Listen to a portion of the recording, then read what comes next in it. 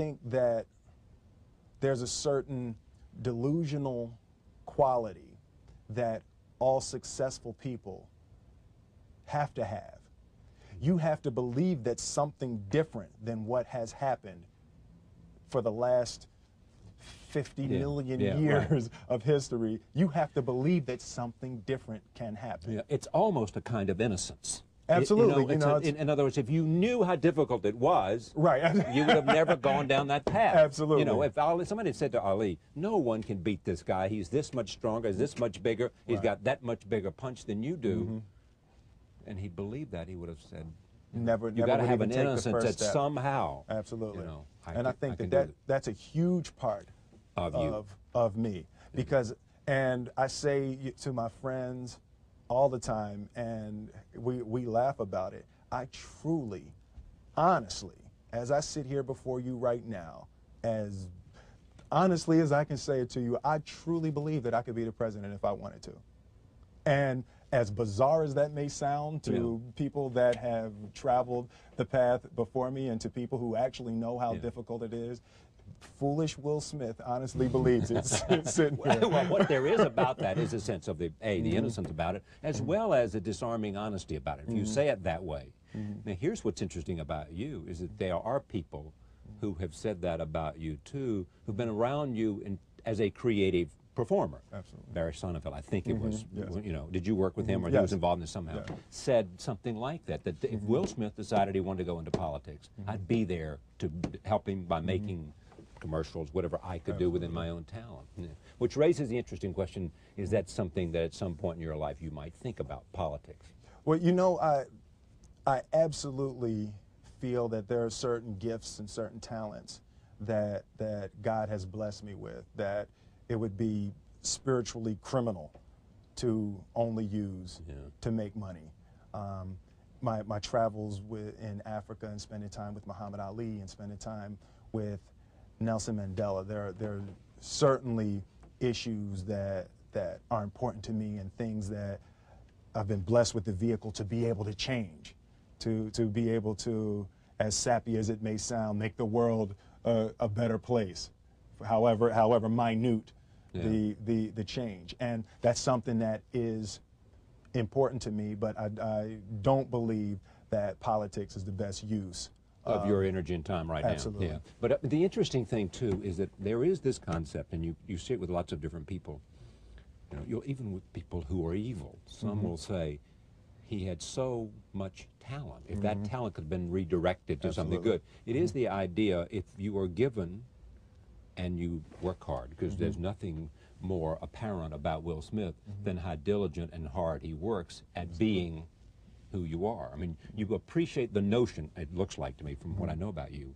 of understanding that you have to be prepared in order to maximize the possibilities of gifts, right? Absolutely. And I believe, and I learned very young. From parents? From my parents, absolutely. That you don't try to build a wall. You don't set out to build a wall. You don't say, I'm going to build the biggest, baddest, greatest wall that's ever been built. You don't start there. You say, I'm going to lay this brick as perfectly as a brick can be laid. There will not be one brick on the face of the earth that's going to be laid better than this brick that I'm going to lay in this next 10 minutes. And you do that every single day. And soon you have a wall. And soon you have a wall. And I think psychologically, the advantage that gives me over a lot of people that I have been in competition with in different situations is it's difficult to take the first step when you look how big the task is. The task is never huge to me. It's always one brick. Me too. I mean, it is amazing how people are paralyzed from doing anything because they can't take the first step. Whereas you just say, look, all I'm doing is laying this one brick. I am not building the Great Wall of China here. Absolutely. I'm putting a brick here, and I'm going to have the best brick I can. Your father, I think I read, had you and your brother work on a wall of some kind? Yeah. We're talking about our figurative wall. That comes from work on a literal wall. Yeah, right. My father owned. It actually was an old bakery when I was growing up. My father was an electrician and a refrigeration man. We would install supermarkets. You see the long freezer cases in supermarkets. We would install those long freezer cases and all the lights. That's what we would do every summer. Yeah. So this one year, my father had his shop, and he decided for whatever reason that he wanted a new wall on the front of his shop. So he tore down probably about 16 feet high and probably about 30 feet long. He just completely tore the wall down, and my brother and I had to dig a 6-foot hole. We for were the mixing foundation. for the Yeah, foundation, and we were mixing the concrete by hand. Yeah. A year and a half. We were building this wall for a year and a half. Every day after school, we were coming, mixing concrete, putting it in the hole, doing it, and it was just myself and my little brother. And I remember standing back, looking at that wall, saying, "There's going to be a hole here forever. There will never be anything but a hole here." That's right. And a year and a half I don't later, have that many days. I know.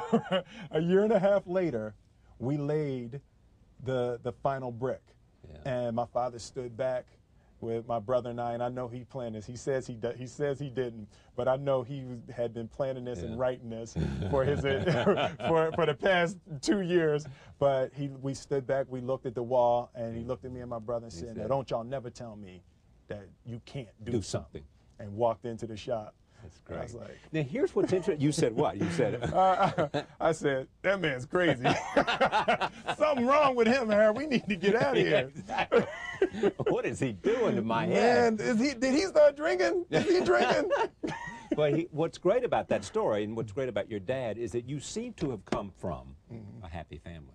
Absolutely. Well, fairly. Reasonably. Reasonably. Yeah. He's a little crazy. This thing about walls. Yeah, he's a little, Yeah. you know, it was, but generally, there was no generally, great, yeah. you didn't have the kind of conflict that Ali had.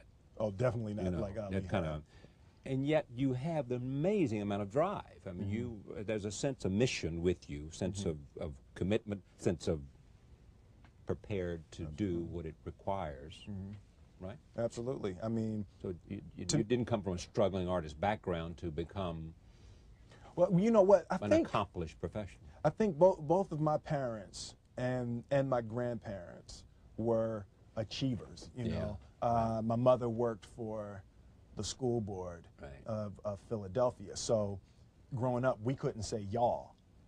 You know, it's like we run out. My kids do not say y'all. Yeah, right. You know, we would run out of the house and scream to our friends, "Yo, what y'all about to do?" My mother's up. That's it. Back in this house. Back in this house. And we'd be sitting upstairs crying, and my grandmother would come in and say, "Baby, you know a y'all is a boat." Yeah. Like, oh, but There's you know, a difference. There's absolutely. Yeah. So, you know, there were very specific rules, and there was a constant desire to be better. Yeah. You know, we didn't grow up with the sense that where we were was where we were going to be. You know, we grew up with the sense that where we were almost didn't matter because We were becoming right. something greater. Yeah. And I always remember that my mother or father or grandmother would say, "That's great, baby. You did a really good job with that. That's incredible. Congratulations. Try this next time." Yeah. You know, there was always a little bit Stretching. more. Absolutely. Yeah. When you started out as a rapper, were you already thinking, if I get to do this really well, I'll have a television show. And if I have a television show, I can be in feature films. And if I'm in feature films, I can be. For me, it was always, my biggest dream coming up was I wanted to hear one of my records on the radio. That was it? That was it. That's what I wanted to do. I wanted to hear one of my records on the radio. And I wanted to see someone hear my record on the radio. And in June 1986, I saw a guy ride past my father's shop, you know, dropping his head, you know. So from that point, I've really been beyond my dreams. And even with the first Grammy nomination, we were we were beyond anything. We when we recorded, we didn't say, "Wow, it would be cool to be." We at just the want to hear it Grammys." on the radio. We just want to hear it on the radio, you know. Yeah. And from that point, I've been